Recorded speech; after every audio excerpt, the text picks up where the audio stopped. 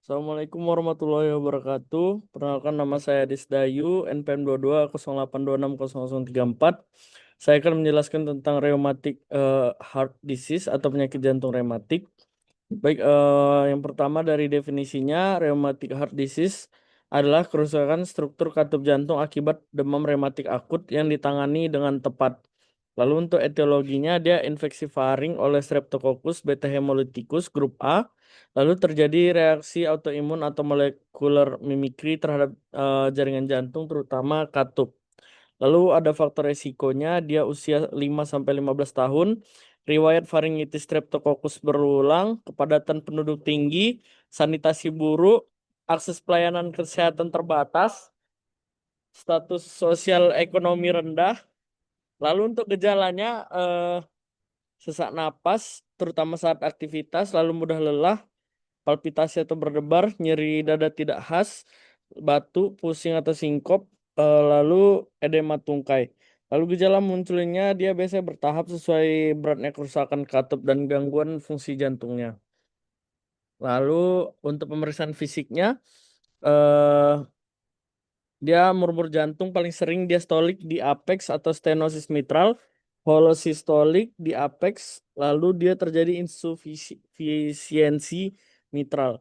Lalu ada opening step pada stenosis mitral, lalu ada trill atau getaran, lalu ada ictus cordis yang dapat meningkat, lalu tanda gagal jantung kanan seperti hepatomegali, edem, dan asites. Lalu untuk pemeriksaan penunjangnya, EKG dia pemitral, lalu pembesaran atrium kiri, lalu aritmia, terutama AF. Lalu untuk fototoraksnya, kardiomegali, pembesaran atrium kiri, kongesti paru, double kontur kiri.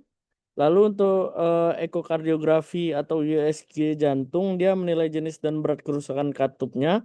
Untuk hasilnya dia ada stenosis atau insufisiensi mitral, kurang lebih lesi katup aorta atau trikuspid.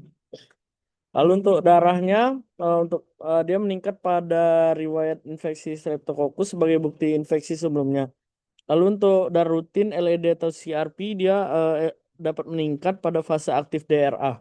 Lalu untuk kultur swab tenggorok dia dapat menemukan Streptococcus grup A. Lalu untuk edukasinya dia pencegahan infeksi tenggorok, jaga untuk pencegahan infeksi tenggorokan dia jaga kebersihan, cuci tangan, hindari berbagai alat makan atau minum, lalu segera obati radang tenggorok dengan antibiotik sesuai anjuran dokter. Lalu kepatuhan profilaksis sekunder seperti benzatin, penisilin intramuskuler setiap 3 sampai 4 minggu sesuai anjuran untuk mencegah kekambuhan DRA progresi RHD. Lalu kontrol rutin ke dokter dan lakukan pemeriksaan jantung secara berkala. Lalu pahami tanda bahaya, sesak, bertambah bengkak, berdebar, lalu pingsan, segera ke rumah sakit. Lalu untuk pola hidup sehatnya dia gizi seimbang, olahraga ringan sesuai kemampuan, dan istirahat cukup. Mungkin sekian penjelasan saya tentang rheumatic heart disease atau penyakit jantung rematik. Saya tutup dengan Assalamualaikum warahmatullahi wabarakatuh.